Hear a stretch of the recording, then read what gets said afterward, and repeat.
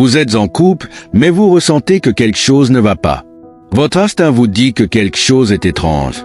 Elle reste très réservée lorsque vous évoquez son passé ou mentionnez d'autres hommes dans une conversation normale. Si vous recherchez une relation basée sur la confiance, vous pourriez être confronté à un piège, mais je vais vous aider à l'éviter. Si vous souhaitez savoir si elle a eu plusieurs partenaires sexuels, il vous suffit d'observer certains signes. Ces 10 indices vous fourniront des pistes sur la manière dont elle a vécu son passé. Il est important de se rappeler qu'il ne s'agit pas de juger, mais de trouver la partenaire idéale, celle qui ne jouera pas avec vos sentiments et qui s'engagera dans une relation durable. Restez avec nous jusqu'à la fin de cette vidéo pour découvrir si cette femme mérite que vous commenciez une relation avec elle ou s'il serait préférable de couper les ponts dès maintenant. Votre premier moment intime avec elle vous a plus inquiété qu'enchâssé dans la magie de l'instant. Vous vous attendiez à ce que ce soit incroyable, mais cela a pris une tournure inattendue. Elle pourrait sembler très à l'aise et audacieuse dans ses interactions physiques, ce qui pourrait indiquer une expérience précoce. Si vous êtes perplexe, laissez-moi vous expliquer. Au lieu que vous fassiez le premier pas, si c'est elle qui initie avec une grande maîtrise, cela pourrait être un signe d'expérience. Elle ne se retire pas des câlins et des baisers, mais semble ouverte à des gestes plus audacieux, acceptant tout ce que vous proposez. Si votre intuition vous dit qu'elle a une grande expérience de l'intimité physique, ne négligez pas cet indice. Cependant, ne tirez pas de conclusions trop hâtives. Elle pourrait simplement être naturellement expressive et compétente dans l'intimité. Prenez en compte d'autres signes pour déterminer si elle est vraiment la bonne partenaire pour vous. Il arrive parfois qu'un homme, peu importe sa force, se sente émotionnellement vulnérable et cherche à combler ce vide auprès de son partenaire. Une connexion spirituelle et un soutien émotionnel sont essentiels dans une relation, car ils aident les couples à traverser ensemble des épreuves. Mais que faire si votre partenaire semble ne pas répondre à vos besoins émotionnels? Une femme ayant eu plusieurs partenaires sexuels pourrait manifester ce comportement en évitant l'intimité émotionnelle. Comment savoir si elle évite réellement cette connexion émotionnelle? Si vous tentez d'avoir une conversation profonde, mais qu'elle semble préférer des échanges légers, change de sujet rapidement, ou fuit les discussions sur les sentiments, cela pourrait être un signe qu'elle évite l'intimité émotionnelle. Si vos tentatives restent infructueuses, il serait peut-être temps d'arrêter d'insister. Toutefois, cela peut aussi être le signe qu'elle est simplement plus réservée ou qu'elle a été émotionnellement blessée dans le passé. Peut-être devriez-vous lui laisser un peu plus de temps avant de prendre une décision définitive. Un autre indice important suggérant qu'elle pourrait avoir eu plusieurs partenaires sexuels dans le passé est l'incohérence de ces histoires. Après plusieurs mois passés ensemble, si vous avez encore du mal à savoir si elle a vraiment partagé son passé avec vous et que les éléments qu'elle vous donne semblent flous ou incohérents, cela peut être un signal. Par exemple, elle pourrait raconter une histoire un jour et en donner une différente le lendemain. Ces incohérences peuvent se manifester par la mention de plusieurs hommes, parler d'un ex de longue date et, ensuite, affirmer ne jamais avoir eu de relation sérieuse ou évoquer des activités qu'elle partageait avec un ancien partenaire qui ne correspondent pas à ses intérêts actuels. Il est important de se rappeler que tout le monde n'aime pas revenir sur ses anciennes relations. Certaines personnes préfèrent se concentrer sur l'instant présent avec vous. Mais si ces incohérences ou son flou vous rendent incertain ou suspicieux, il est préférable d'aborder la situation avec douceur. Que faire dans ce cas? Lancez une conversation sérieuse avec elle pour clarifier son passé. Si elle tient vraiment à une relation, sa réaction devrait être rassurante et sincère. Si elle s'ouvre en toute transparence, en comblant les vides avec chaleur et clarté, c'est un bon signe. Mais si elle continue à vous présenter une histoire incohérente, cela pourrait indiquer. Avant de prendre une décision de rupture, il est important de ne pas se précipiter. Les relations nécessitent du temps et une communication honnête. Accordez-lui suffisamment de temps et observez si son histoire devient de plus en plus floue ou si, au contraire, elle commence à partager son passé de manière plus claire. Avez-vous remarqué si elle annule des plans à la dernière minute plus fréquemment? Cela peut être plus frustrant que le marché boursier. Si cela se produit trop souvent, vous pourriez vous demander pourquoi cela continue d'arriver. Il est compréhensible que des imprévus surviennent une ou deux fois, mais si cela devient une habitude, il y a probablement quelque chose qui cloche. Notez également si elle donne des raisons vagues pour justifier ces annulations. Par exemple, elle pourrait mentionner une réunion de dernière minute, mais ces réunions surprises ne se produisent pas si fréquemment. Elle pourrait aussi parler d'un ami en ville, mais éviter de révéler son identité. Ne laissez pas cela vous manipuler. Il est clair qu'elle semble privilégier autre chose au lieu de vous. C'est un signal qu'il ne faut pas ignorer. Rappelez-vous qu'il est normal que chacun ait une vie bien remplie, et des imprévus peuvent survenir. Peut-être a-t-elle un travail exigeant avec des horaires imprévisibles, ou un ami proche qui traverse une période difficile et a besoin de son soutien. Cependant, si ces annulations deviennent répétitives et que vous vous sentez ignoré ou non important, il est essentiel d'en parler. La communication est primordiale dans ce cas. Abordez-la calmement et demandez des explications sur ces annulations fréquentes. Faites-lui comprendre que ce comportement vous dérange et tentez de résoudre cela ensemble. Lorsqu'une femme entre dans une relation pour la première fois, elle ne vous comparera généralement pas à ses ex-partenaires, car vous êtes la seule référence qu'elle ait. Cependant, si elle a eu plusieurs relations auparavant, il est possible qu'elle fasse des comparaisons entre vous et ses ex, qu'elle soit consciente ou non. Vous remarquerez peut-être qu'elle mentionne qu'un steak que vous avez cuisiné est meilleur que celui de son ex, ou qu'elle parle d'une activité qu'un ex appréciait, mais que vous n'avez jamais proposée. Pendant une dispute, elle pourrait comparer vos défauts à ceux de son ancien partenaire. Ces comparaisons, même subtiles, peuvent nuire à votre confiance en vous. Toutefois, il est important de se rappeler que ces comparaisons ne sont pas de votre faute. Une personne ayant eu plusieurs partenaires finira par faire des comparaisons à un moment donné. Il est donc crucial de lui faire comprendre qu'elle ne peut pas vous traiter ainsi. Si ces comparaisons deviennent trop fréquentes, il serait peut-être temps de mettre un terme à la relation et de lui faire savoir que vous n'êtes pas juste un autre homme. Le comportement de votre partenaire vis-à-vis de son téléphone peut aussi éveiller des soupçons.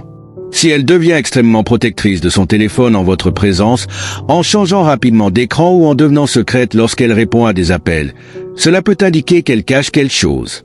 Il pourrait y avoir diverses raisons pour lesquelles elle garde son téléphone à distance. Elle pourrait être en contact avec certains de ses ex ou préférer ne pas vous montrer certains aspects de son passé. Si vous lui demandez de voir son téléphone, elle pourrait dramatiser la situation, le percevant comme un manque de confiance de votre part. Cela peut vous mettre dans une position inconfortable où vous hésitez à demander son téléphone à l'avenir. Avant de tirer des conclusions hâtives, gardez à l'esprit qu'il pourrait y avoir une autre explication logique. Chacun mérite un certain degré d'intimité, et certaines personnes sont simplement plus protectrices de leur espace personnel. Peut-être qu'elle a des conversations professionnelles qu'elle préfère garder privées, ou elle valorise tout simplement son temps seul. Dans une relation, lorsqu'elle est suffisamment solide, il arrive un moment où il n'est plus nécessaire de cacher ses téléphones respectivement. Donnez du temps pour voir si elle évolue positivement avec le temps. Si ce n'est pas le cas, vous serez légitimement justifié de mettre fin à la relation après avoir vérifié ses activités téléphoniques. Avez-vous remarqué que la majorité de ses amis sont des hommes? Elle pourrait dire qu'elle s'entend mieux avec eux et trouve les femmes dramatiques, mais cela peut aussi refléter un passé de plusieurs partenaires sexuels.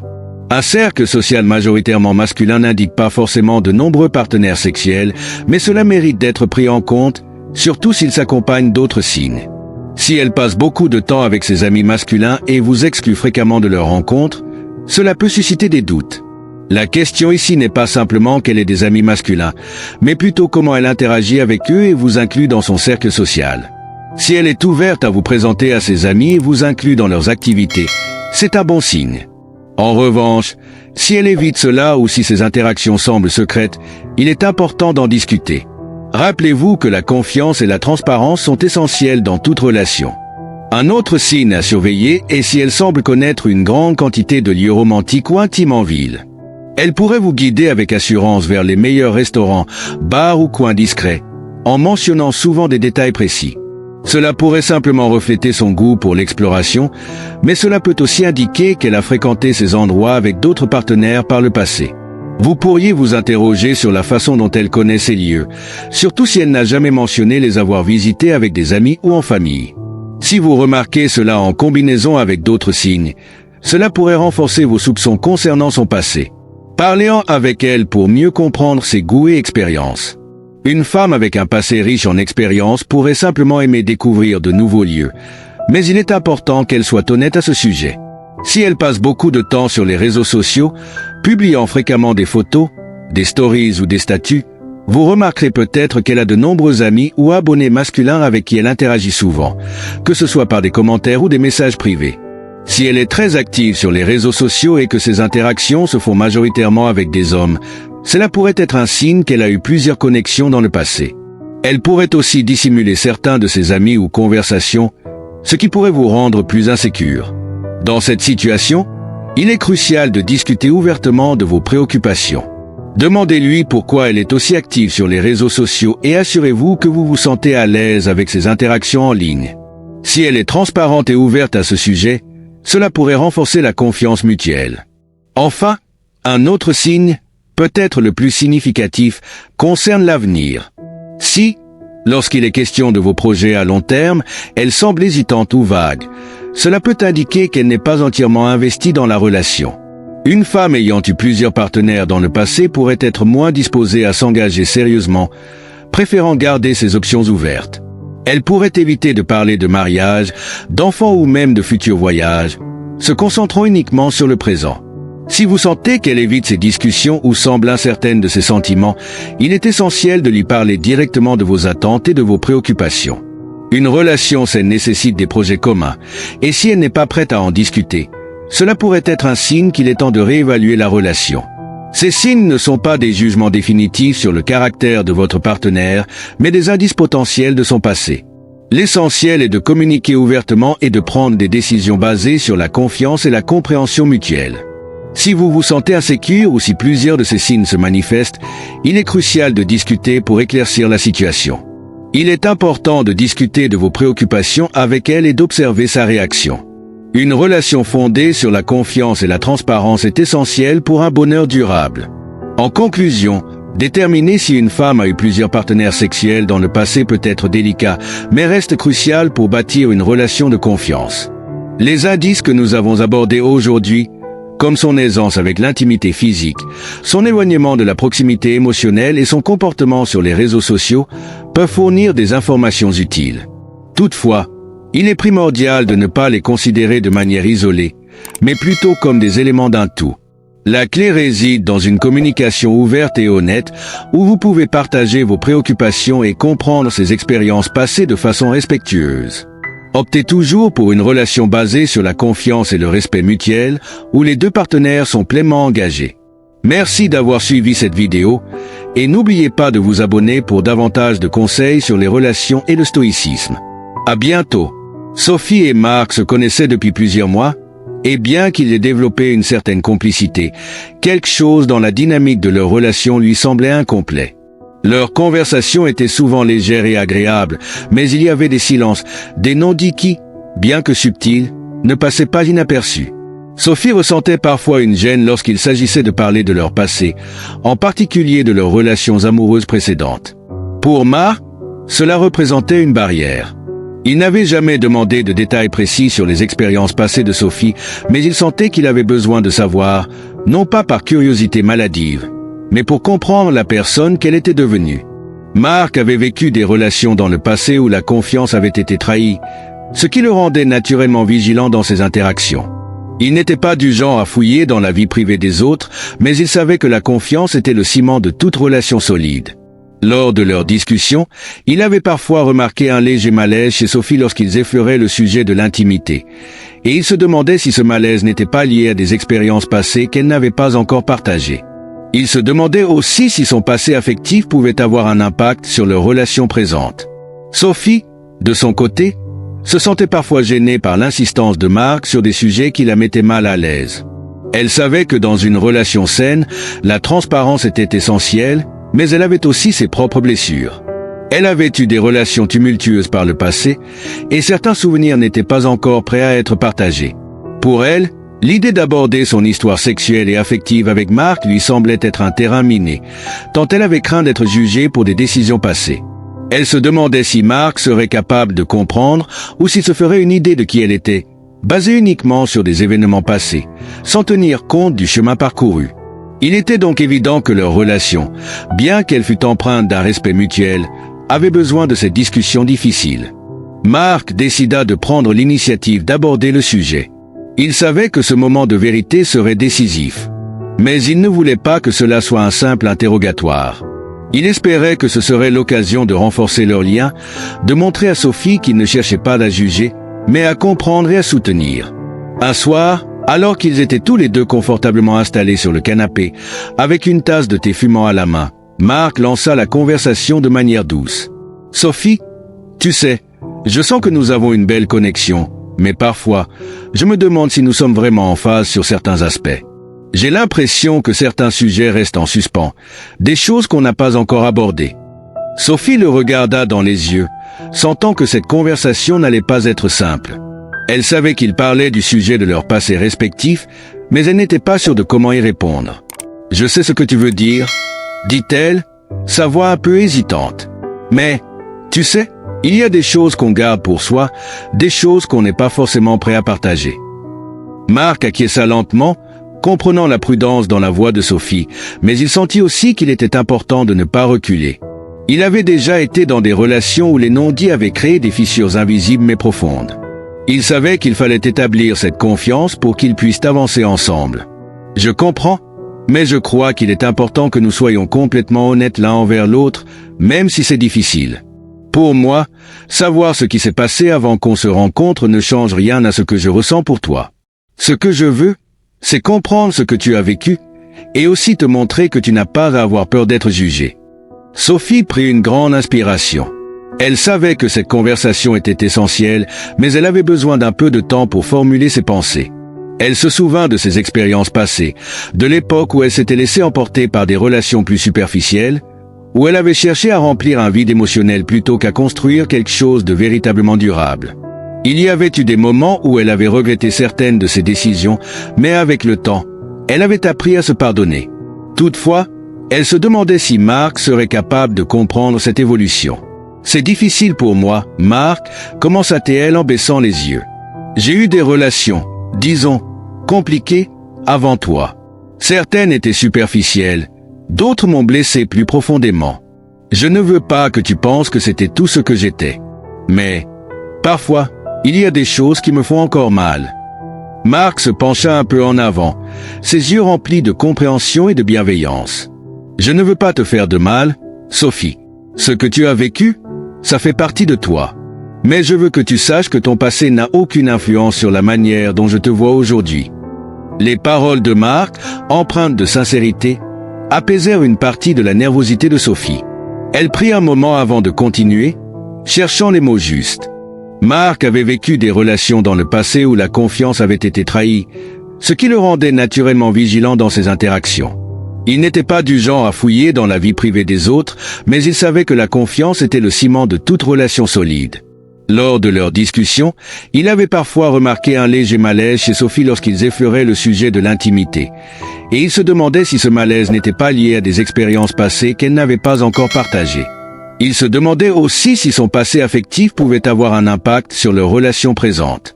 Sophie, de son côté, se sentait parfois gênée par l'insistance de Marc sur des sujets qui la mettaient mal à l'aise. Elle savait que dans une relation saine, la transparence était essentielle, mais elle avait aussi ses propres blessures. Elle avait eu des relations tumultueuses par le passé, et certains souvenirs n'étaient pas encore prêts à être partagés.